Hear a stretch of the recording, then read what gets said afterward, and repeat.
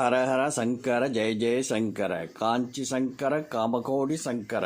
வீட்டில் லக்ஷ்மி தேவியின் அருட்கடாட்சம் இருந்தால் பணம், செல்வம் ஆகியவை மட்டுமல்ல, அனைத்து விதமான செல்வங்களும், நிம்மதி, மகிழ்ச்சி, மன நிறைவு உள்ளிட்ட அனைத்து நன்மைகளும் கிடைக்கும். மகாலட்சுமி எந்த வீட்டில் அருள்மழை செய்கின்றாளோ அந்த வீட்டில் மற்ற அனைத்து தெய்வங்களும் தானாக வந்து குடியேறும் என சாஸ்திரங்கள் சொல்கின்றன. ஆனால் லக்ஷ்மி தேவியின் அருட்கடாட்சத்தை பெறுவது அத்தனை சுலபமான காரியமா என சிலர் நினைக்கலாம். இன்னும் சிலர் மகாலட்சுமிக்கு உரிய வெள்ளிக்கிழமைகளில் வீட்டில் பூஜை செய்தால் போதும் என்று நினைக்கிறார்கள். ஆனால் இவை இரண்டுமே தவறானவை.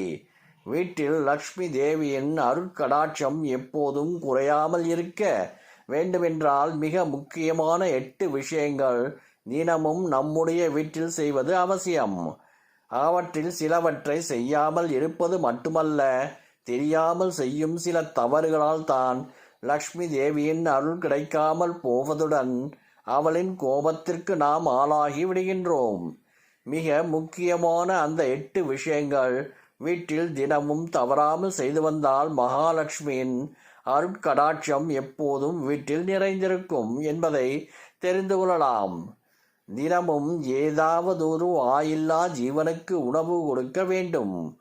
குறிப்பாக பசுக்களுக்கு கொடுப்பது மிகவும் விசேஷம். காரணம், பசு மாட்டின் உடலில் 30 முக்கோடி தேவர்களும் வாசம் செய்வதாக ஐதீகம். அப்படி பசுமாட்டிற்கு உணவு அளிக்க முடியவில்லை என்றால் சிறிய எறும்பு, புறா, காகம், நாய், பூனை போன்ற ஏதாவது ஒரு உயிருக்காவது உணவு வழங்குவது சிறப்பு. வீட்டின் பூஜை அறையில் சங்கு மற்றும் தாமரைப்பூ வைத்து வழிபட வேண்டும். மகாலட்சுமிக்கு துளசி இலைகள் படைத்து வழிபடுவது நல்லது. வீட்டிற்கு வெளியே நெல்லி மரம் வைத்து வளர்க்கலாம். அப்படி வளர்க்க முடியாதவர்கள் கைகளில் மருதாணி வைத்துக் கொள்ளலாம்.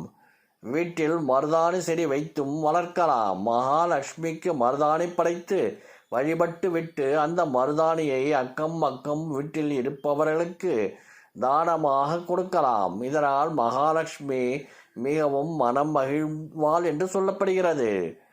வீட்டின் வாசல் படியில் சாணி தெளித்து கோலம் போட வேண்டும். நிலை வாசலில் மஞ்சள், குங்குமம் வைத்து பணிவுடன் வழிபட வேண்டும். தினமும் காலை எழுந்தவுடன் உள்ளங்கை பசு, கோவில், கோபுரம் அல்லது இறைவனின் உருவப்படம் ஆகியவற்றை பார்க்க வேண்டும். செவ்வாய்க்கிழமை மற்றும் வெள்ளிக்கிழமைகளில் பஞ்சமுக விளக்கு ஏற்ற வேண்டும். அதாவது ஒரு குத்து விளக்கில் உள்ள 5 திரிகள் வைத்து விளக்கு எண்ணெய் அல்லது நெய் ஊற்றி விளக்கு ஏற்றினால் சிறந்த பலன் அளிக்கும். மாலை 6 மணிக்கு விளக்கு ஏற்ற வேண்டும். காலை பிரம்ம முகூர்த்த நேரத்தில் வீட்டில் விளக்கேற்றி வைப்பது இன்னும் விசேஷம். எந்த வீட்டில் பெண் உயர்வாக நடத்தப்படுகின்றாளோ அந்த வீட்டில் திருமகள் நிரந்தரமாக குடியேறி வீட்டில் உள்ள இன்பத்தை பெருக செய்வாள் என்பது நம்பிக்கை.